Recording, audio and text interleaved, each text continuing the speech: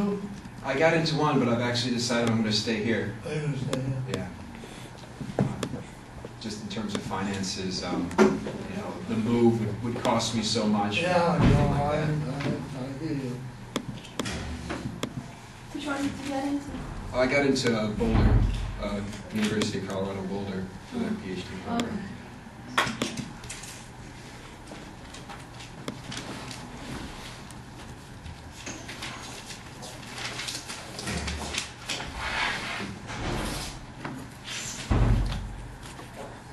You're starting that in the fall? Well, no, I'm here. Yeah, but I mean, you're starting the PhD. This is your last. Yeah, I've actually, I have, they linked me into funding this semester, so I'm not sure how that's exactly Oh, that's gonna weird. Yeah. Yeah, because I guess like somebody dropped out and they had the funding open up, Oh, so that's nice. yeah. Yeah. I don't know if these credits are gonna just link into that, or this is gonna what just they'll be strictly linked to my master's. I gotta talk to That's Colleen cool. and Dr. We'll Martinez. figure that out. Yeah. Yeah, interesting. You're on the creative writing side or the that's awesome. Good for you.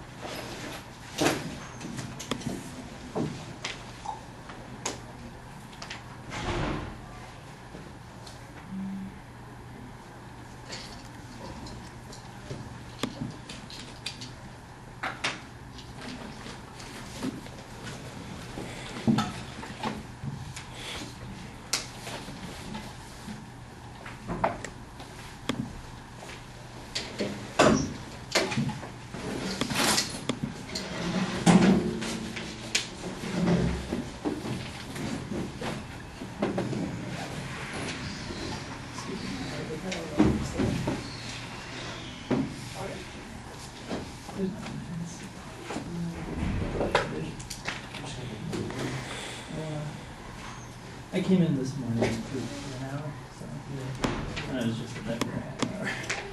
So those are my. I won't worry.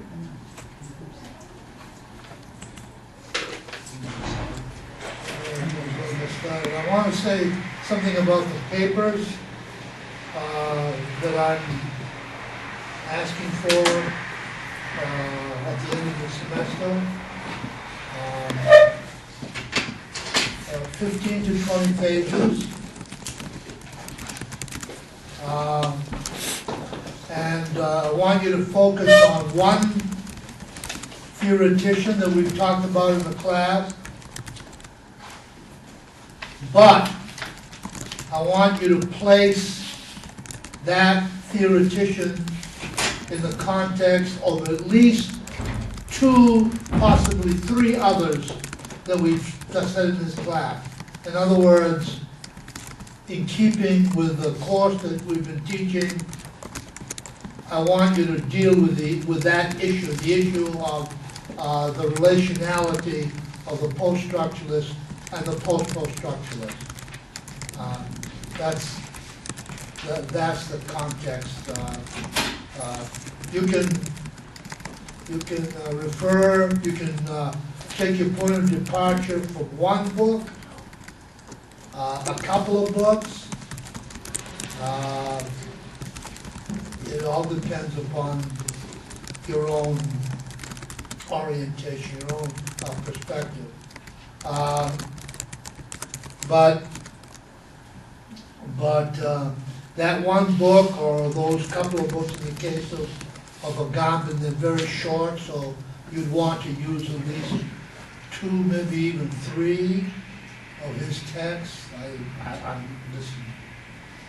I think that's probably what I would do, but it's entirely up to you.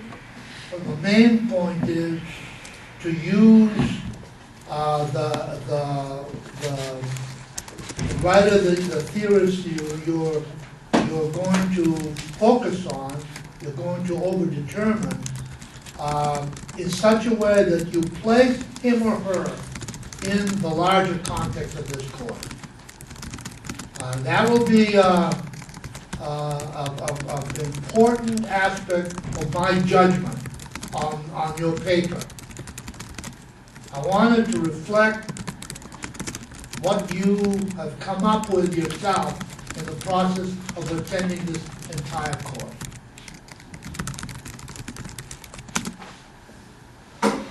Okay, and in the meantime, I want to come back to Agamben.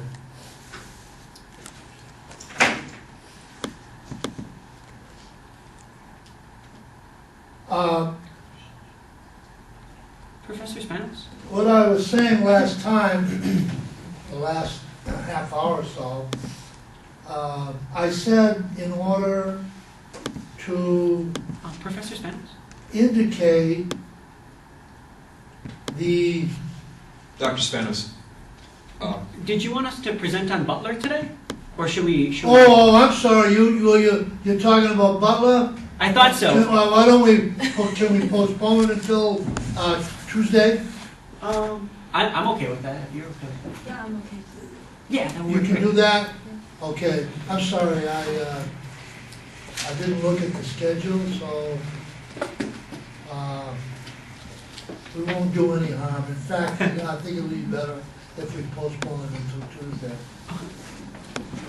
Because we will have completed our discussion of Agamben, that would help. Yeah, okay, well, we'll postpone it. Okay, coming back to, what I was saying at the end of last time about the, about Agamben and his relationship to Said. I emphasize this because, as I've said before, Saidians would think that that was a criminal offense to associate Said with Agamben. They're never represented as continuous.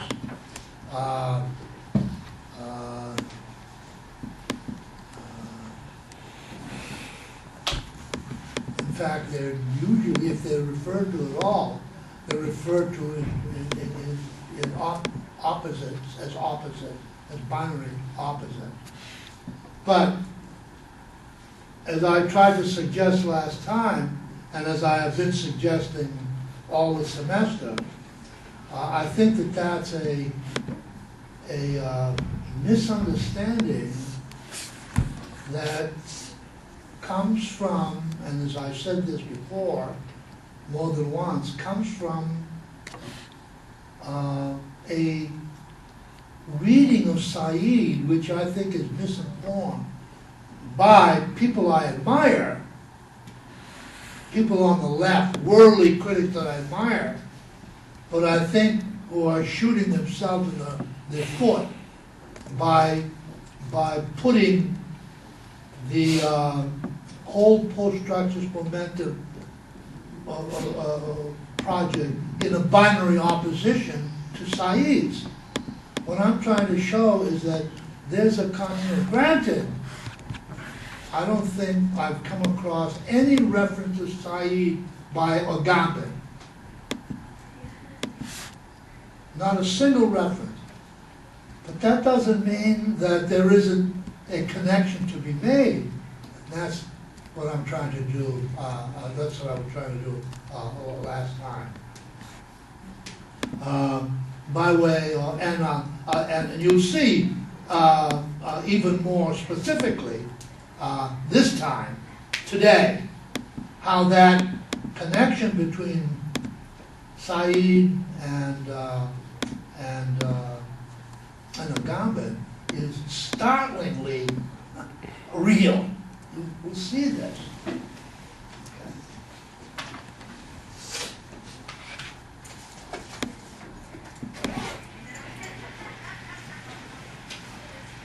The coming community Agamben envisages, both its ontological origins and its practical operation, is strikingly similar to Said's. Like Said, he takes his directive from the figure of the refugee.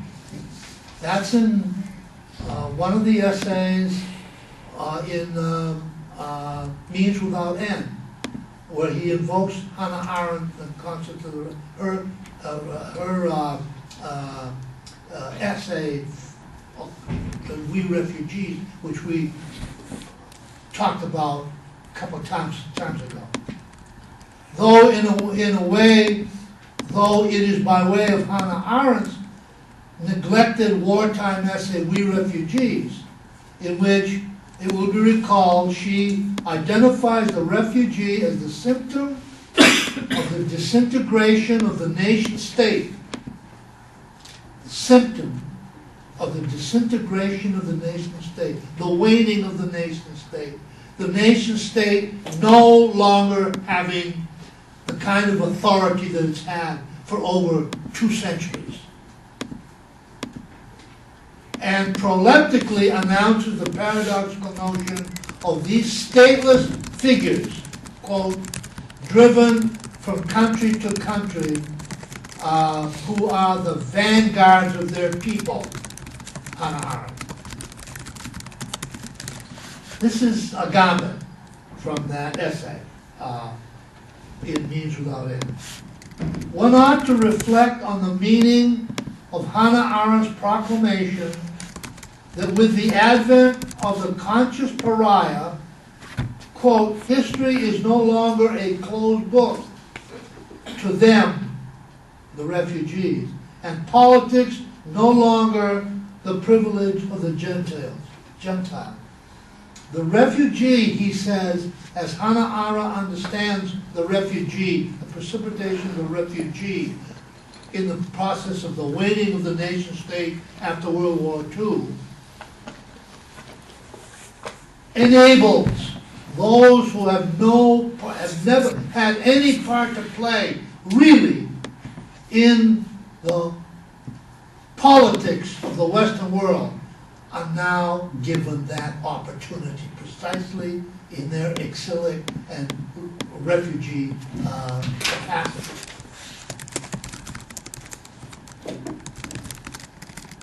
History is no longer history. This term is history, but that means participation, making history, politics.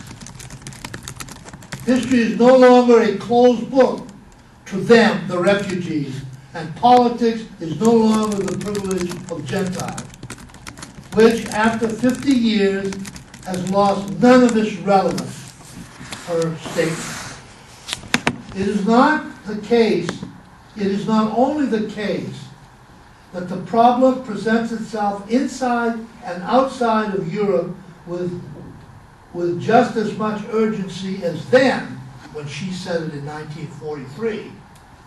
It is also the case that given the by now unstoppable decline of the nation state, which remember was a fundamental topic of hers, of Hannah Arendt, and the general corrosion of traditional political juridical categories, by which she means, by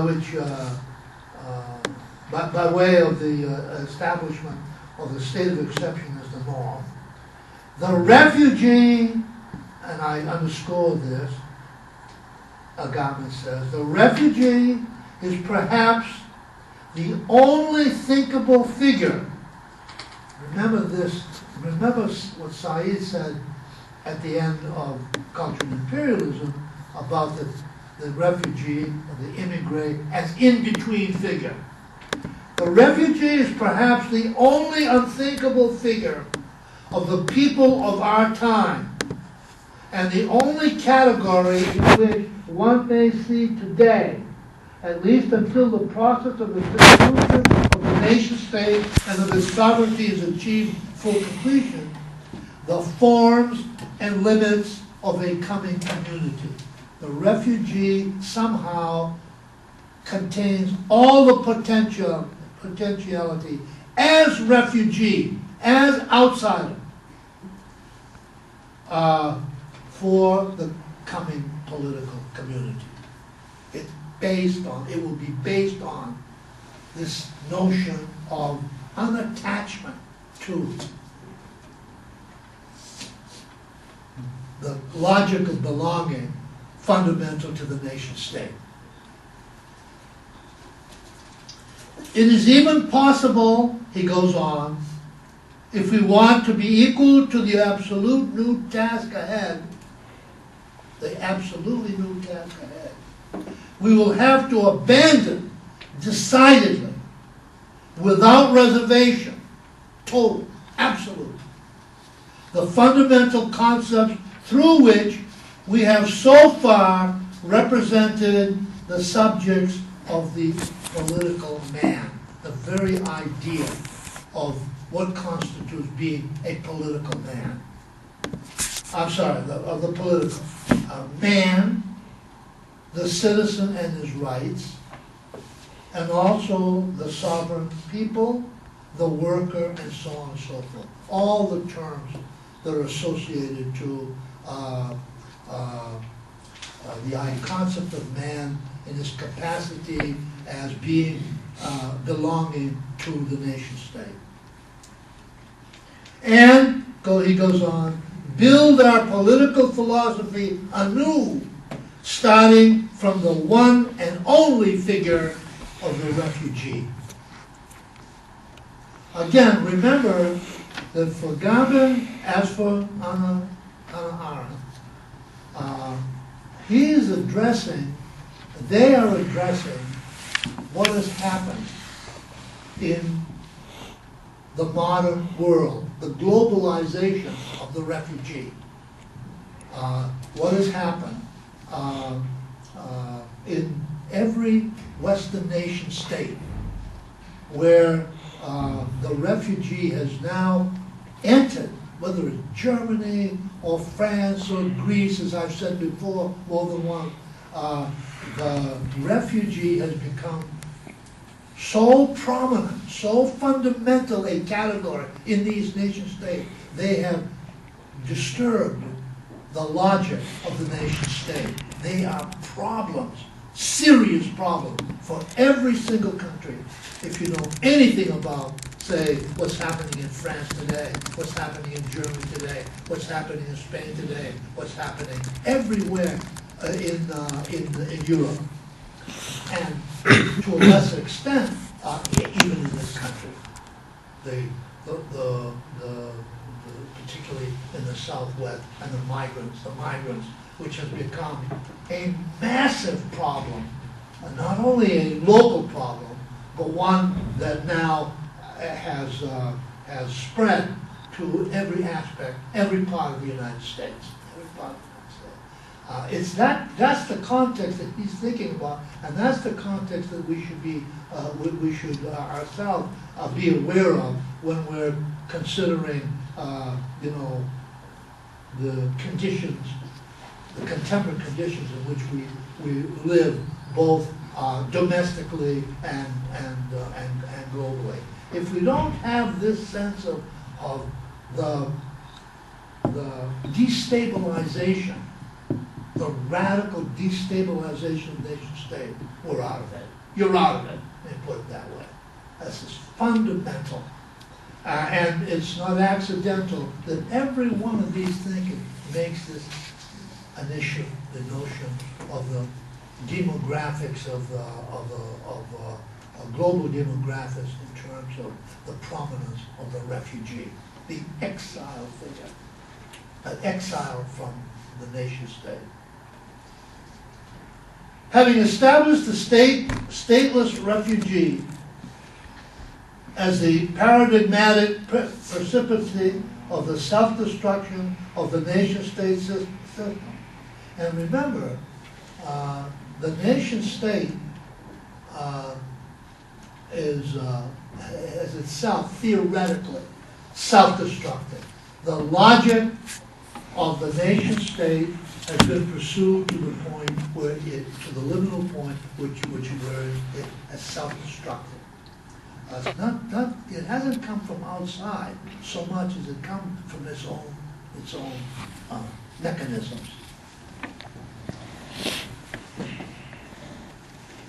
Having established the stateless refugee as the paradigmatic precipitate of the self-destruction of the nation-state system, Agamben then, following Arendt's devastating critique of the nation-state system, and the hypocritical doctrine of human rights in the origins of totalitarianism, part 2, goes on to show that in producing the refugee, the superfluous, the stateless person, the outlaw, in Arendt's alternative terms, as the paradigmatic figure of the post-World War II age, this biopolitical logic of belonging of the nation-state, embodied in the trilogy state, nation, territory, also paradoxically produces the specter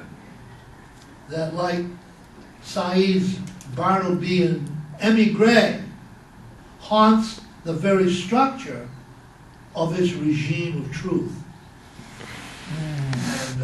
And one of the things I hope that in the process of this course and the lecture that I've been giving from the beginning of this semester, we have singled out the refugee, the specter, the refugee, the exile, the part of no part, the ungrievable, the identity, those who don't count, and so on and so forth. All these,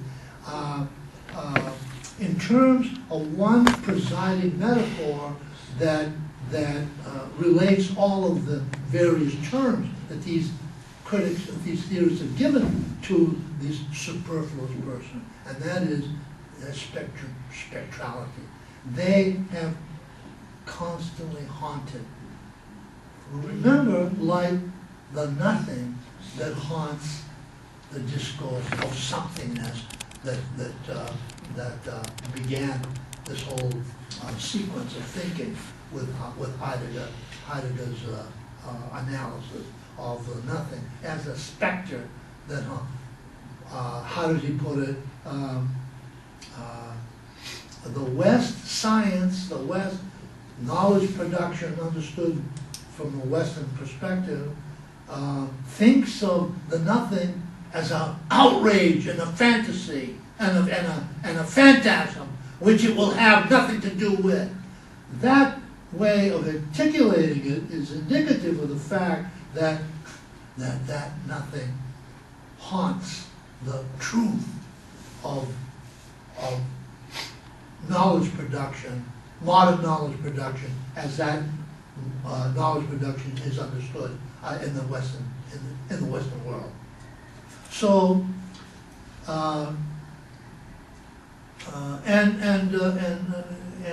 it's very analogous. Agamben's treatment of this figure as spectre is very analogous to. I remember talking about Said's analysis of the relationality between the metropolis and the periphery in culture and imperialism, where you remember at the beginning, say in Mansfield Park, the other is right there in the very middle of Mansfield Park in the form of the slave plantations that enables it to flourish in Britain.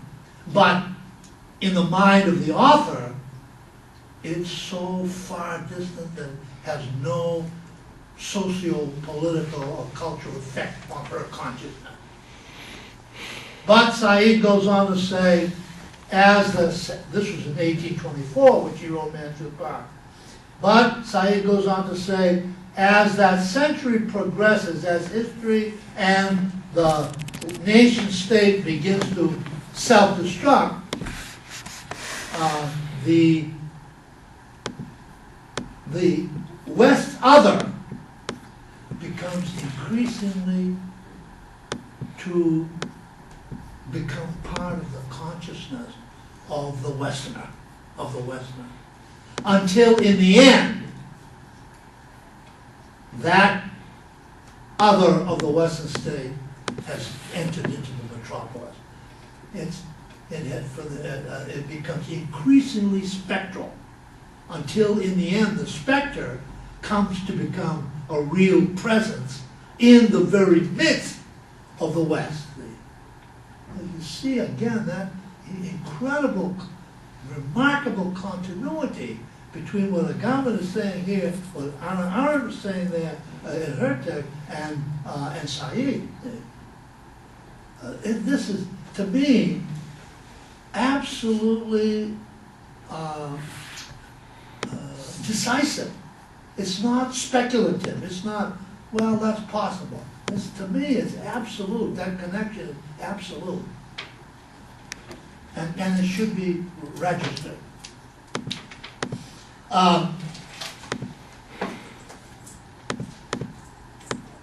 Also, paradox produces the specter that, like Said's Barnabian emigre, haunts the very structure of its regime of truth. Again, quoting from Agamben. If the refugee represents such a disquieting element in the order of the nation state, this is primarily because by breaking the identity between the human and the citizen, remember that's the bête noire of both Hannah Arendt and Agamben, is the idea of the human as a citizen of the nation, as opposed to being human, a human being. By breaking the identity between the human and the citizen, and that between nativity and nationality, it brings the originary fiction of sovereignty to a crisis. Sovereignty to a crisis. What is new in our time is that growing sections of humankind are no longer representable inside the nation state. And this novelty threatens the very foundations of the latter, the nation state. Inasmuch as the state, nation, territory, this locution derived, by the way, he gets this locution, this trinity from Hannah Arendt. It deserves instead to be regarded as the central figure of our political history. So, clearly, three very important figures. Said, we've seen, categorically, decisively. Said, Hannah Arendt, Agamben, on the issue of the importance of the refugee as a potential figure for transforming the world in which we live. If at this point, after showing that the hitherto disavowed refugee has become a spectral presence that precisely in its recalcitrant unnamability, and that's of course crucial, the specter you cannot name. You can't, as we saw vis-a-vis the Tiananmen Square section of Agamben's coming community, you can't name it. And that is what gives it this spectral quality. What do you do with something you can't deal with? You can't take hold of. You can't, to use a language we used before, talking about that, can't take hold, can't comprehend. What do you do with it? What do you do with this figure? What do you do with this entity? The only thing you can do is what they did at Tiananmen Square, shoot it down. But that doesn't solve this problem either. Or let the tanks roll, as he puts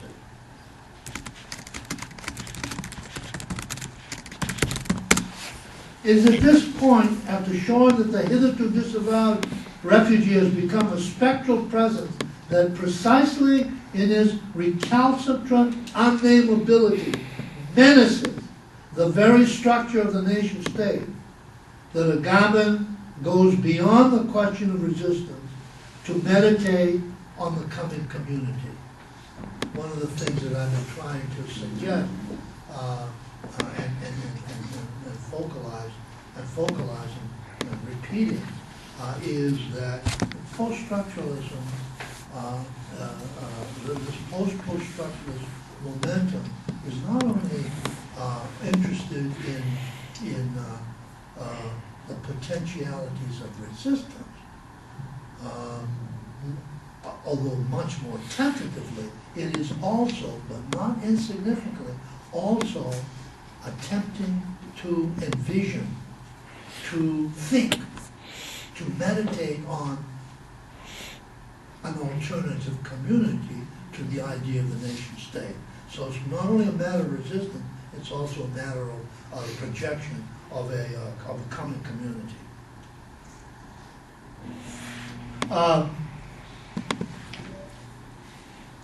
His example, like Arendt's and Said's, is the fraught space. We're talking about that essay in Agamben's Means Without End, where he talks about the idea of the refugee. It's called, the title is something, has something to do with, on reference to human rights essay. I forget the title, the actual title. His example, like Arendt's and Said's, is the fraught space of Jerusalem, Palestine.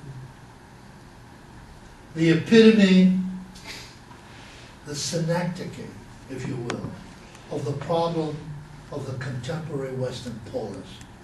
If there's any city in the world now that is synecdochal of all cities of the world, it's that city. That's why it's so tremendously important, that issue of Palestine and its relationship to Israel.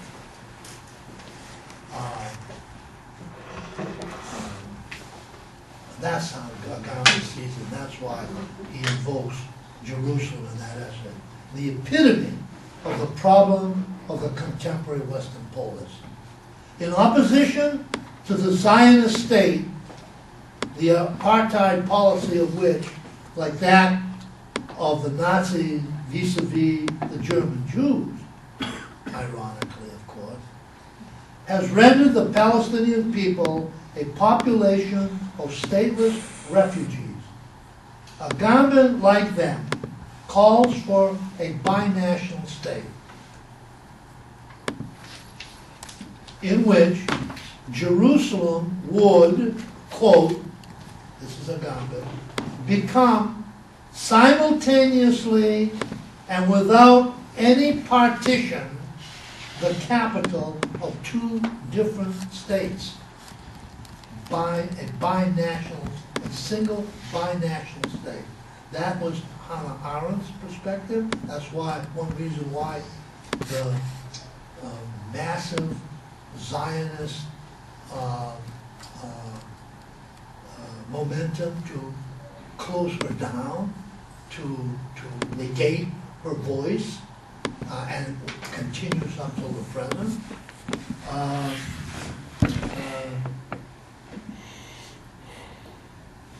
And also Said. Said does not say we want Palestine.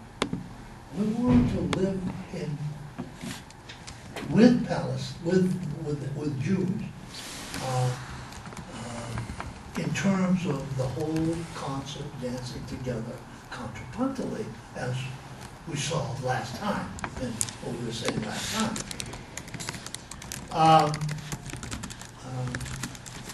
You'll see that Agamben's metaphorics for this coming community is different from Said, but you'll also see that the metaphor, Said's contrapuntal music metaphor, so that Agamben,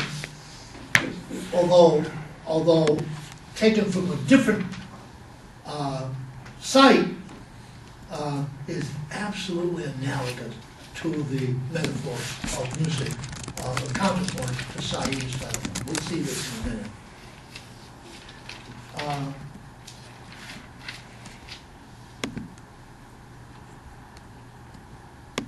calls for a binational state in which Jerusalem would become simultaneously, without any partition, the capital of two different states. It is this, quote, paradoxical condition of reciprocal extraterritoriality, that's Agamben's term, reciprocal extraterritoriality, that's what he means by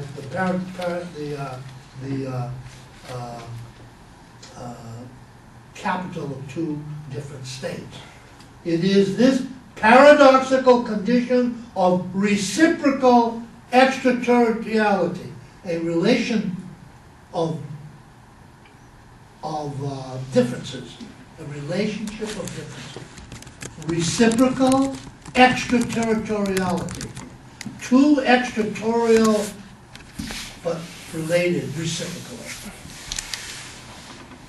Oriented, or it is this, quote, paradoxical condition of reciprocal extraterritoriality, or better yet, aterritoriality, non-territoriality, oriented by the stateless figure of the refugee that will characterize the space of the new polis, and as such bears remarkable resemblance to the polis Said envisages on the resonant model of musical counterpoint. Quote, Agamben. Instead of, I'm going to read this slowly because it's a little tough going, and I'll comment on it as we go along. Instead of two national states, Palestine, Israel, instead of two national states separated by uncertain and threatening boundaries, it might be possible to imagine two political communities insisting on the same region and a condition of exodus from each other. Communities that would articulate each other via a series of reciprocal extraterritoriality in which the guiding concept would no longer be right, the right of the citizen, but rather the refugium, the refugee of the singular. The refugee of the singular. So the refugee, as opposed to citizen, becomes the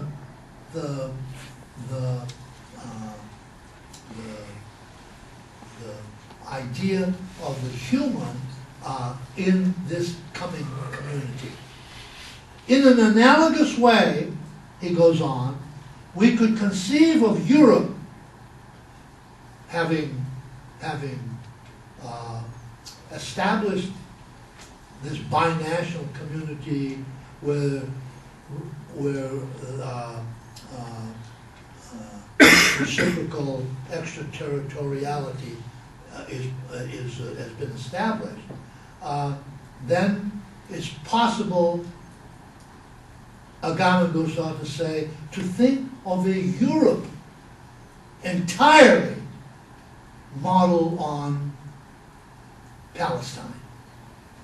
In an analogous way, we could conceive of Europe not as an impossible Europe of the nations, as Europe has been represented traditionally, whose catastrophe one can already foresee in the short run, but rather as an aterritorial or extraterritorial space in which all the citizen and non-citizen residents of the European states would be in a position of exodus or refuge.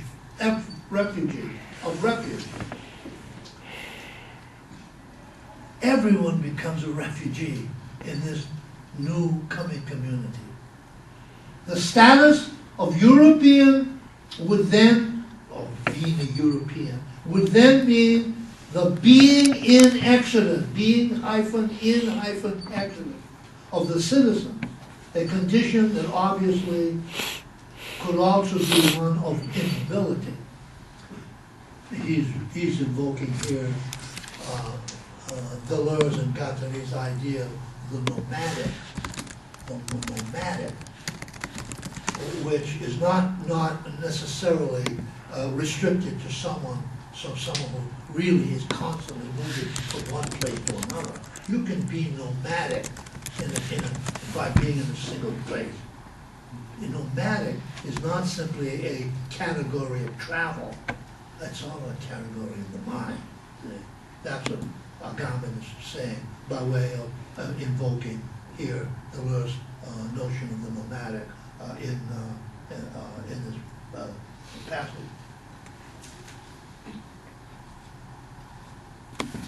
And I guess it's worth pausing too, by way of saying that this is probably the most hardest thing. This is the hardest thing to convey to people who live as citizens who live in the Western world, particularly in America, i.e.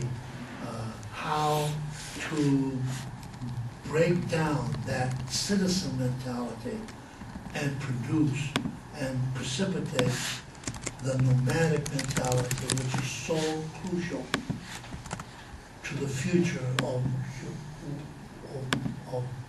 humanity. How do we produce the nomadic in all of us who have been so deeply inscribed by the antithesis of the nomadic, being comfortably at home wherever you are?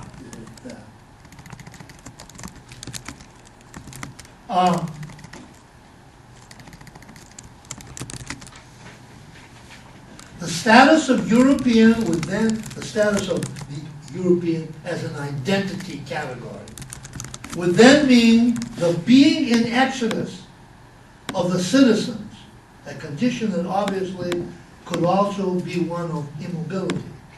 European space would thus mark an irreducible difference between birth, naschita, and nation, in which the old concept of people, the French people, the American people, the German people, which beautifully and devastatingly was enacted. The devastation of the idea of people, in this sense, the word people, enacted by the Germans, pushing that idea, European idea, to its logical end. Das Volk, the folk, in the name of which it wiped out 6 million human beings, among many, many others.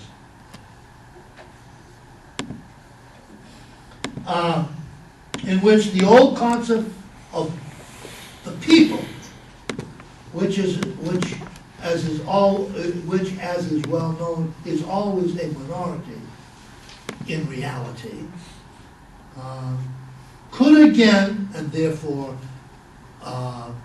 gives these people, this minority, the right of sovereignty over all those who are not natives, could again find a political meaning, thus decidedly opposing itself to the concept of the nation, which is so far unduly usurped. End quote.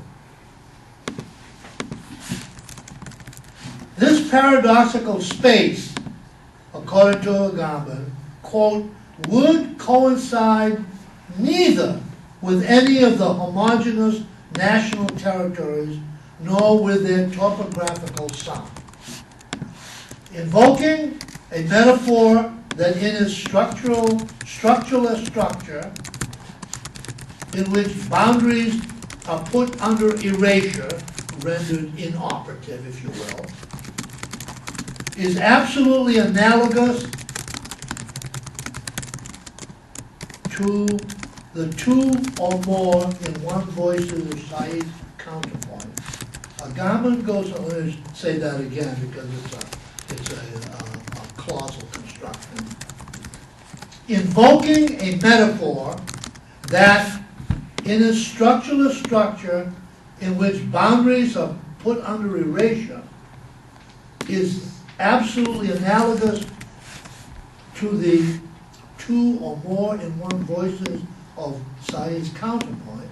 Agamben goes on to say that, on the contrary, quote, it would act on them by articulating and perforating them topologically, as in the, and this is the metaphor, the two metaphor, related metaphor, the Klein bottle or the Mobius strip. You know that, where you can't tell what's inside from what's outside. And the Klein bottle is a bottle which has the same paradoxical structure. It's a manifest, it's a giving a shape to a physical object to the abstract concept of the Mobius strip. And what I'm suggesting is the absolute continuity between counterpoint and the Mobius strip, the Klein bottle, i.e. Said and Agamben.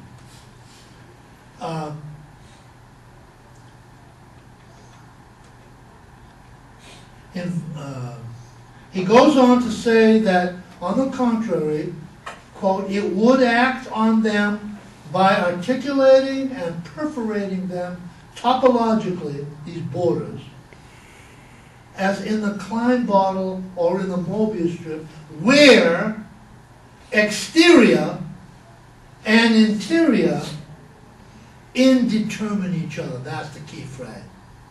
Well, you can't tell the difference between outside and inside. What is outside and what is inside? The concept of border that separates is no longer operative, as in contrapuntal music, of course, in an absolute sense of relationality between the two metaphors. In this new space, European cities, Agamben goes on, in this space, European cities would rediscover their ancient vocation of cities of the world by entering into a relation of reciprocal extraterritoriality, end quote. I think he's talking about the Greek city-state here, prior to its becoming nation-state. I'm not sure about that. In the profane time of the now, of this unhomed homeland, as the analogy of the non-Jewish Jew, the non-Palestinian Palestinian, and all the other paradoxical categories that has been opened up by the possibility of breaking the border between the binary logic. In the profane time of the now, of this unhomed homeland, the binarist identitarian logic of belonging and the borders it produces would remain. They remain. The Jew, for example, would remain a Jew, and the Palestinian, a Palestinian. In the process, however, as in the case of the Klein bottle or Mobius strip, in which exterior and interior indeterminate. Notice what's at stake here is indeterminate means to disintegrate an identity. What is determinate and therefore can be named, has an identity, becomes indeterminate. You can't name it. It's unnameable. That's what he means by where exterior and interior indetermine each other. You can't tell the difference between one and the other now. The Jew becomes a non-Jewish Jew, and the Palestinian a non-Palestinian Palestinian.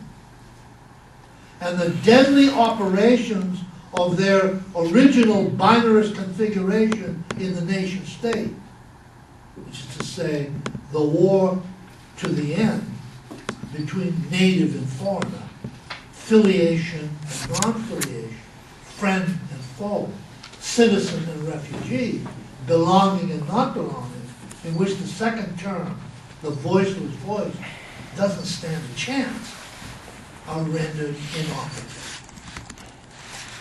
Potentiality of that very wonderful metaphor for thinking, and that's as far as he goes with it. He doesn't pursue it farther, and as he should. Remember when we said Said too did not elaborate on the whole concept dancing together. It would be an incredible arrogance to do that, given the conditions in which we live now and the immensity of the problem of producing this kind of world, which is modeled on the Mobius strip of the whole concept dancing together, contrapuntal. They offer us these metaphors for us to think their potentiality. That's as far as they go, as they should not go farther.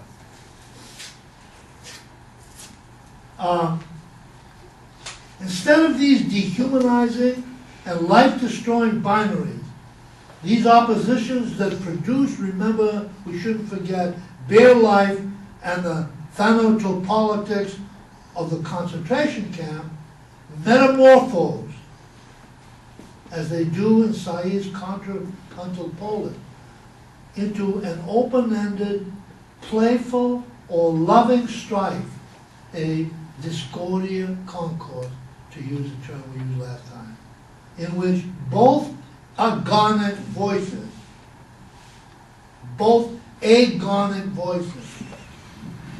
released from the vocational servitude to a higher cause, which is to say, from the banalizing univocal determinism of the means-ends logic endemic to the nation state, always deepen and enrich each other's humanity.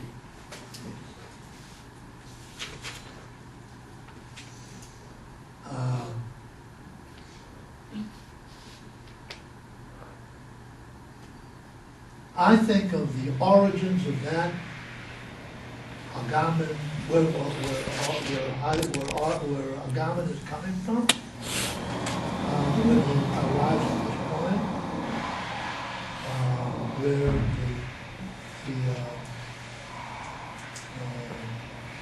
the two people live in loving strife, all the way back to the most unlikely person, Heidegger. Heidegger's notion, I mentioned this term, crucial term in his own thinking, a long time ago. It's worth recalling it now. Aus Einandersetzung. Aus Einandersetzung. Which means dialogue, but an agonistic dialogue, but a dialogue, an intimate strife, a loving strife, as opposed to the binary opposition between friend and foe, which ends, of course, in the extermination of this one's other. Okay, I want now to proceed to Badiou, who has a lot in common. They too are very often in Agamben strife outside army section. Badiou is very often critical of Agamben. Agamben is often critical of Badiou.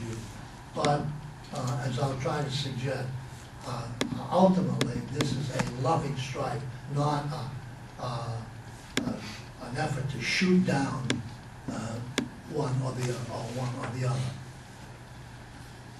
other. And I think, again, it's worth digressing a little bit to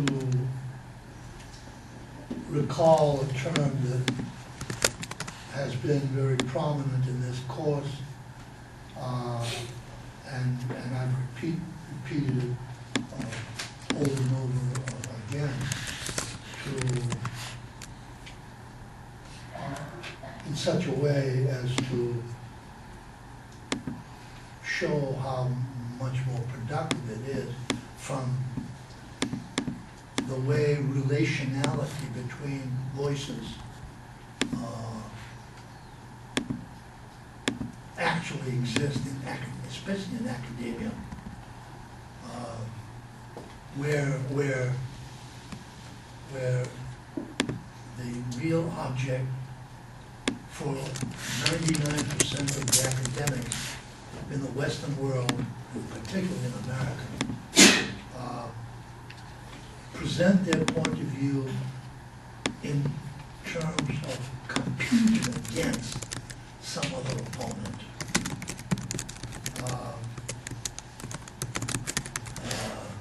Shooting the other down. That you've seen that in your reading of literary essays or whatever subject, which I find fundamentally criminal.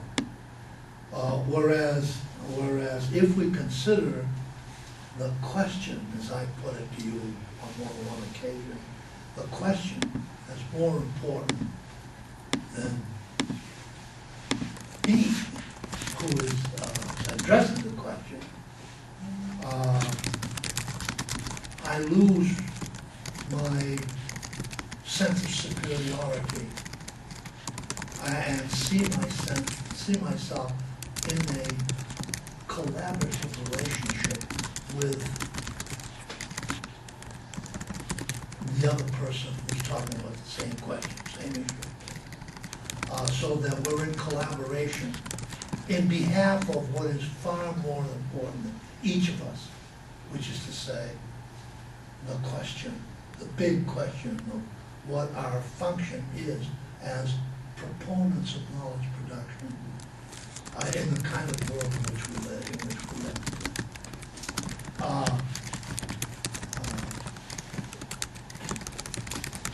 And it's in this sense that I think,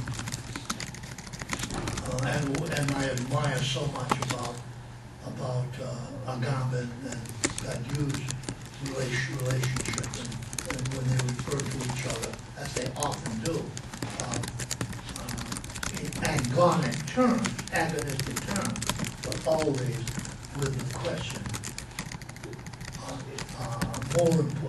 in mind, which is more important than any statement, any individual statement that each one makes. Of all those I've included in this constellation of post-structured theory,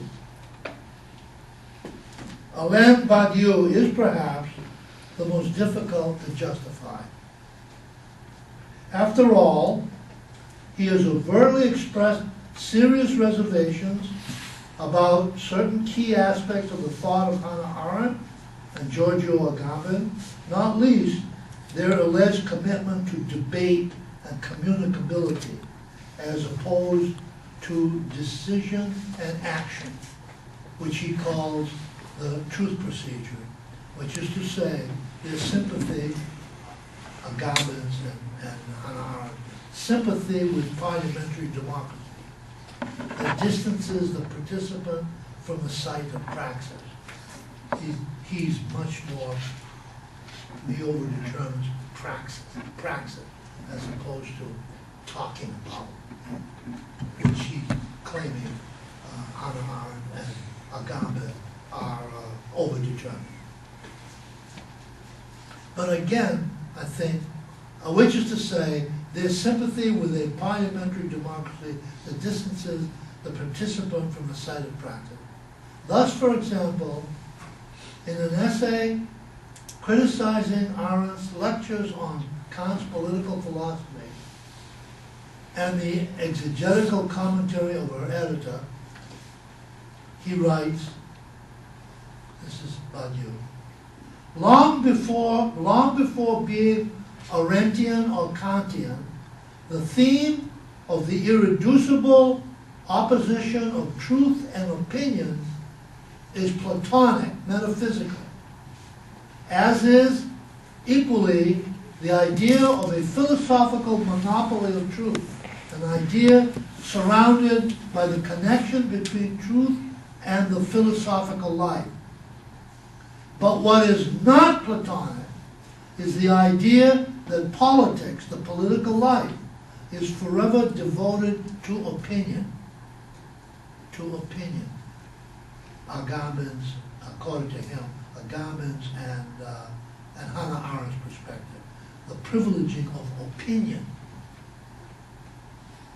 Forever disjoined from all truth. We know what this amounts to. Sophistry, which has got nothing to do with a truth procedure. And it certainly seems to be the case that what Arendt and her commentator, Revolt Dallon, means by politics is sophistry in the modern sense of the word. That is to say, a sophistry dedicated to the promotion of an entirely particular politic. In other words, parliamentary politics. He violently opposed to parliamentary politics. I would say, of course, that in response to him, although Hannah Arendt particularly has articulated over and over again her sympathy with parliamentary politics. I don't think that's quite true of Agamben, but it certainly is true of Hannah Arendt. I think that what Badiou is talking about in talking about Hannah Arendt's commitment to parliamentary politics is the Hannah Arendt that has become institutionalized by that whole body of political thinking, theoretical thinking, that latched on to Hannah Arendt's focus in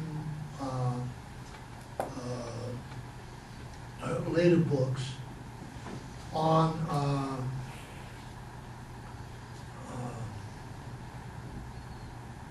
the concept of the polis that is susceptible to being read as a parliamentary politics.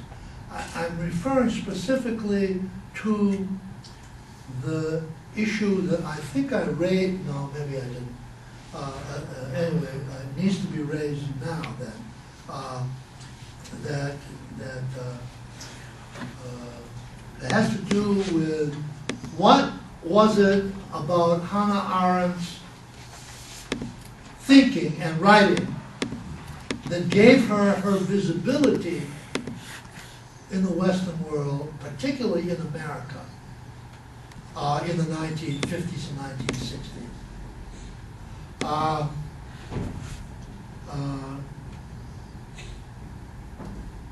And that was a whole school of political science, political scientists, based on Habermas and Habermas's notion of the the democratic community,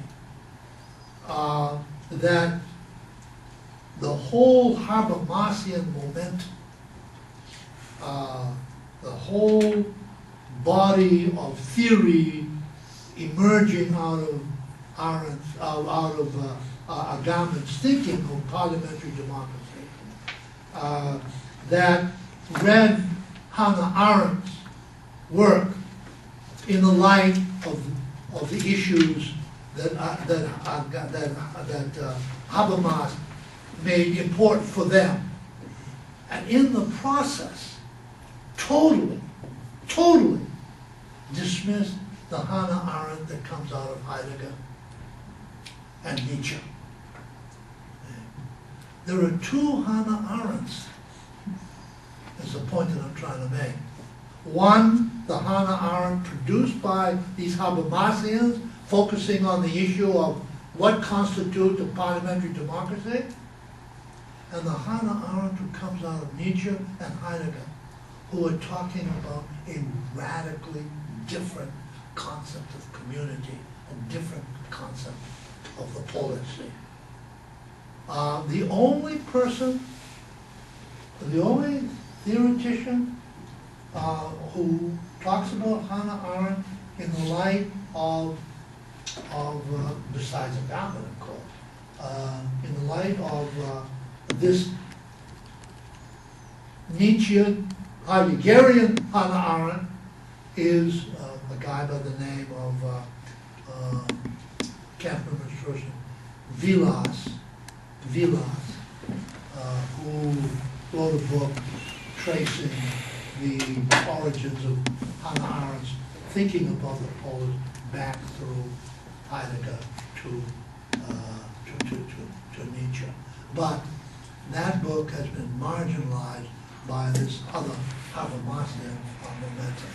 And what I'm saying is that in this passage from Badiou, I think it's that version, that Habermasian version of Hannah Arendt that Agamben that Badiou is addressing, not this other one. I don't think he knows that other Hannah Arendt. Anyway, whatever, this statement is said in the spirit of Auseinandersetzung, I think, and not in the sense of shooting her down. There is admittedly a tendency in Arendt's political thinking that renders her espousal of communicability, saying, debating, the focus, the overdetermination of the issue of opinion that he makes so much,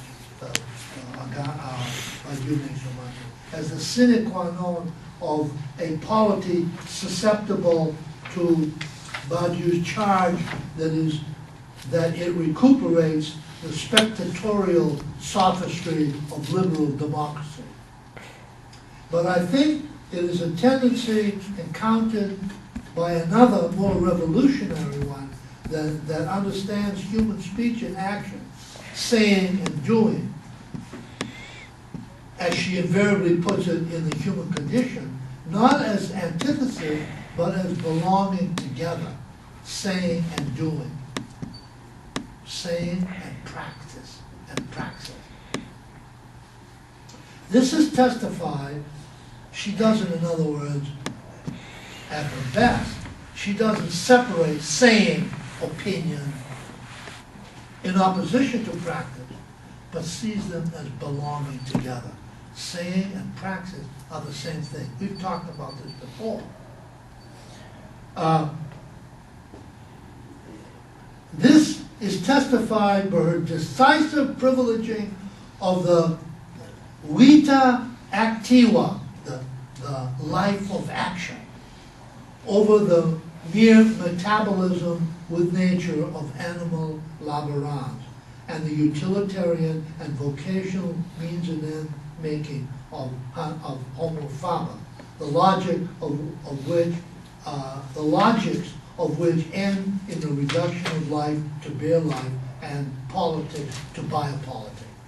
In other words, in overdetermining the theme of opinion in her political discourse, Badiou is not addressing, as I just said, the Arendt whose being as conscious pariah was formed by her historical existential exilic condition and whose intellectual origins resided in Nietzsche and Heidegger's revolutionary destruction of the metaphysical logic of belonging that reduced her to that statelessness. Rather, I suggest, he is criticizing the communitarian Arendt produced in the 1970s and 1980s by the Habermasian school of political philosophy, whose raison d'etre was to salvage some form of democracy in the wake of its self-destruction. That's what these post-structuralists systematically are violently opposed to. That's why Habermas is one of their bêtes noires, and she has been implicated by association. And in my own mind, I think there's every reason to think that Habermas' whole project is damage control. How can we maintain something that is now theoretically has self-destruct, is dead and needs to be abandoned? Liberal democracy.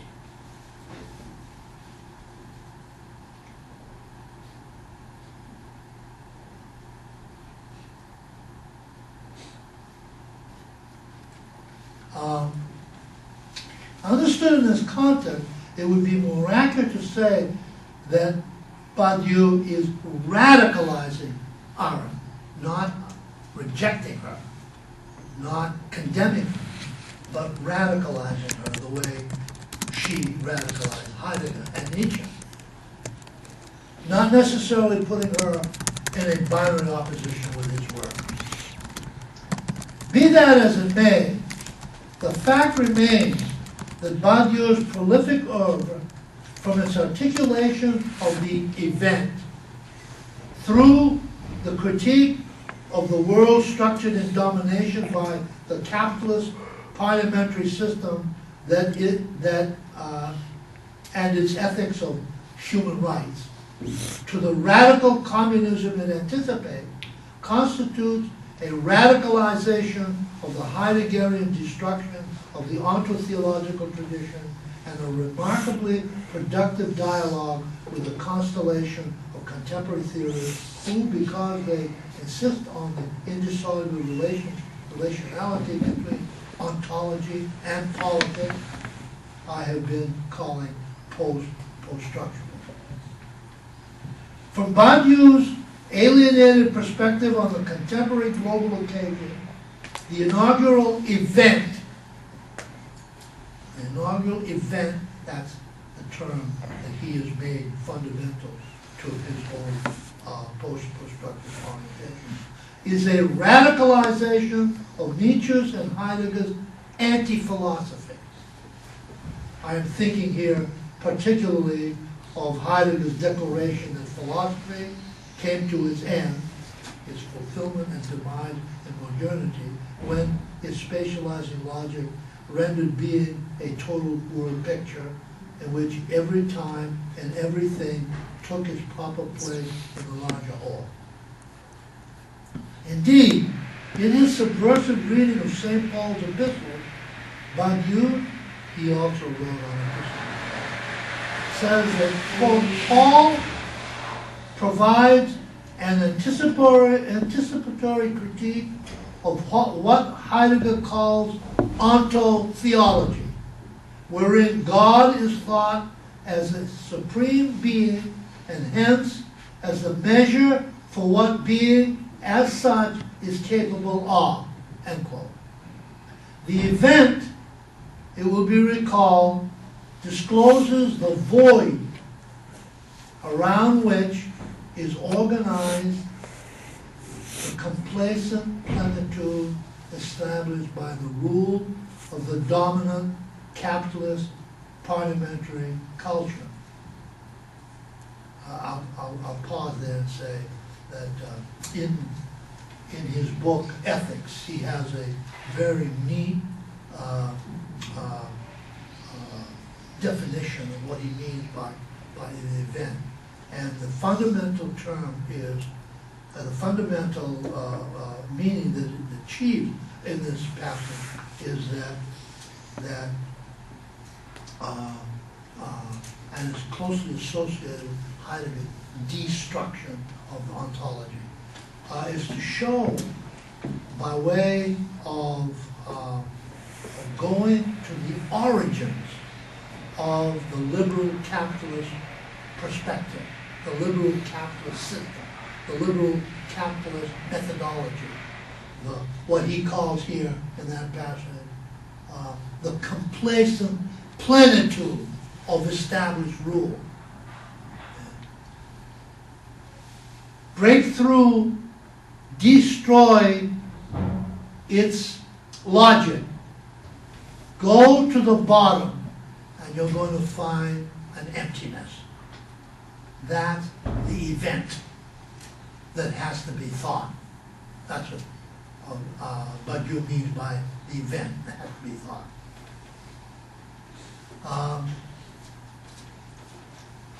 Let me read that again.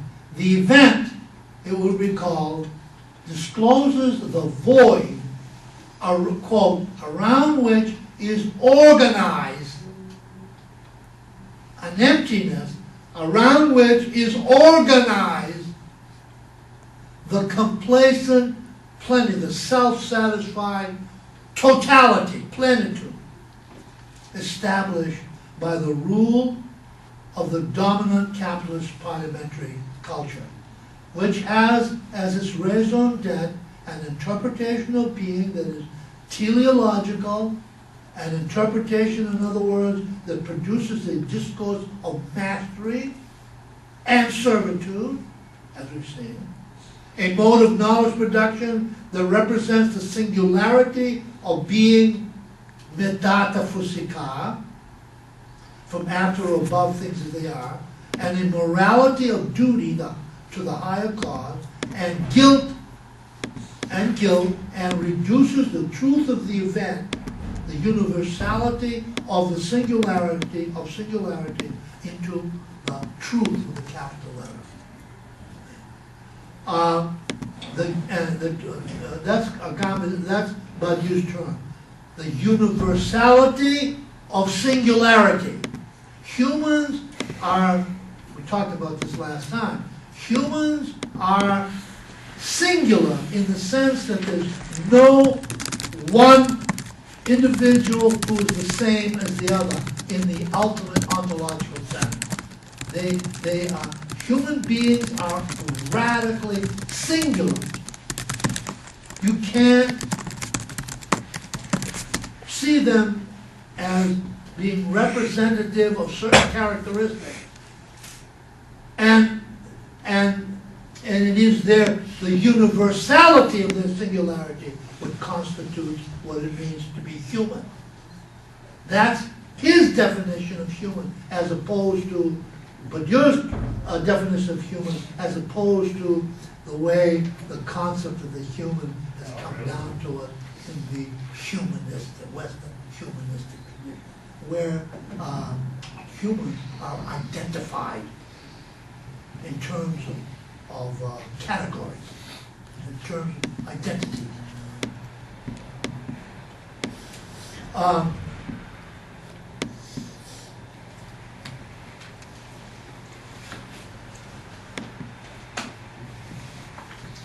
Thus, for Badiou, the event constitutes not only a critique of philosophy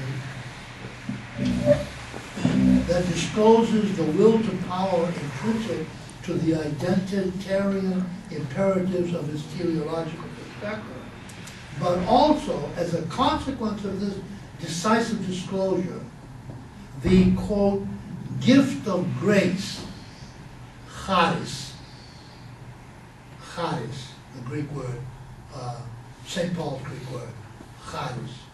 The gift of grace that categorically annuls guilt and affirms the time of the now. In this sense, as we shall see, Badiou, like Said, Arendt, and Agamben, understands the alienating interregnum, the in-betweenness of the contemporary evental occasion. The event, of course, is precisely the disclosure of the contemporary occasion as an interregnum, as an in-between time where everything is possible. As a situation that calls for the revocation of the vocational calling imposed on humanity by the ontotheological tradition, particularly in its most imperial last phase, the rejection of works in favor of faith, of fidelity to the event. One of the key words, as you will see, if you read the book on ethics I've asked you to read, or will see that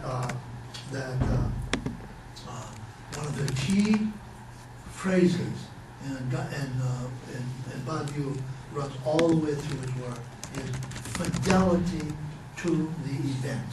Fidelity to the event. Having the courage to follow his directives, wherever it takes you. Fidelity to the event.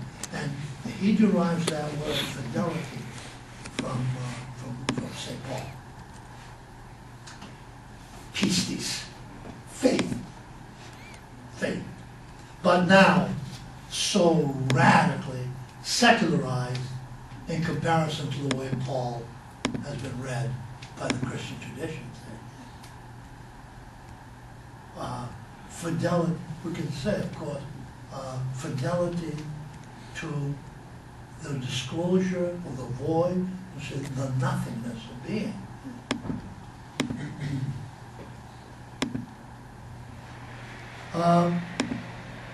Okay, I'm going to go on with Badiou next. No, we'll have the report, then we'll come back to Badiou next time. Okay.